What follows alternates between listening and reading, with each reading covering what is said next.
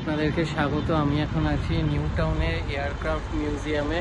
তো চলুন ভেতরে যাব, কত কি টিকিট সব কিছু দেখাবো।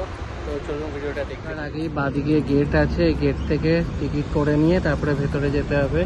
এখানে কিন্তু আপনারা অনলাইনেও বুকিং করতে পারবেন, তাতে স্ক্যানার দেওয়া আছে আর অনলাইন পেমেন্টেরও অপশান আছে। নেওয়া হয়েছে এক একজনের 30 টাকা করে টিকিট। তো এটা আই থিঙ্ক ইন্ডিয়ার মধ্যে সেকেন্ড এয়ারক্রাফট মিউজিয়াম। এর আগে আমি গেছি ভাইজ্যাকে, তো এটা হচ্ছে নিউ টাউনে। তো আমি এখানে ফার্স্ট টাইম আসলাম।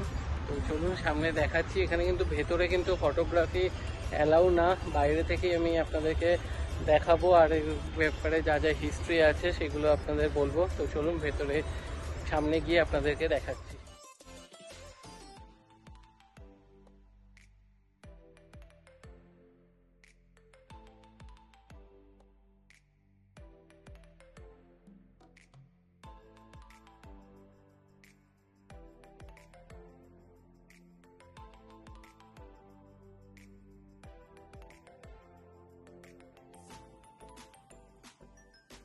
এরোপ্লেনটা রিটায়ার করানো হয় 2017 সাল থেকে। তারপরেই কিন্তু এটা এখানে আনা হয় এবং এখানে মিউজিয়াম করা হয়। তো ভেতরে কিন্তু কোনো রকম ফটোগ্রাফি বা ভিডিওগ্রাফি অ্যালাউ না। তো আপনারা আসুন, বেশ ভালো লাগবে। বাইরে কিন্তু বাচ্চাদের একটা পার্ক করা আছে সুন্দর, সাথে বাচ্চাদের জন্য এখানে আরেকটা এরকম ছোট প্লেন বানানো রয়েছে। চলুন দেখাচ্ছি।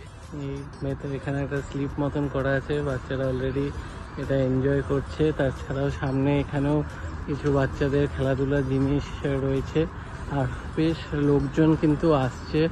আর আমরা অনেক পরে আসলাম, এটা অনেক দিন আগে থেকেই কিন্তু এই মিউজিয়াম হয়েছে।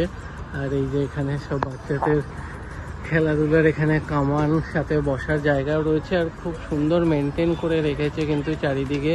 এই সাইডেও কিন্তু বাচ্চাদের খেলাধুলার জায়গা আছে, বসার জায়গা রয়েছে। তো কনস্ট্যান্ট কিন্তু লোকজন আসছে। তো আপনারাও আসুন, বেশ ভালো লাগবে। খুব একটা কিন্তু কস্টলিও না, মাত্র 30 টাকা করে কিন্তু টিকিট। 1984 থেকে 29 ইয়ার্স অবধি কিন্তু এটা মানে চলেছে এবং মার্চের 2017 অবধি হচ্ছে। ভিডিওটা ভালো লাগলে ভিডিওটা লাইক করবেন, শেয়ার করবেন এবং চ্যানেলটা সাবস্ক্রাইব করে দেবেন। তো এরকম নতুন নতুন কন্টেন্ট পাওয়ার জন্য সাথে থাকুন। আবার দেখা হবে নতুন ভিডিও।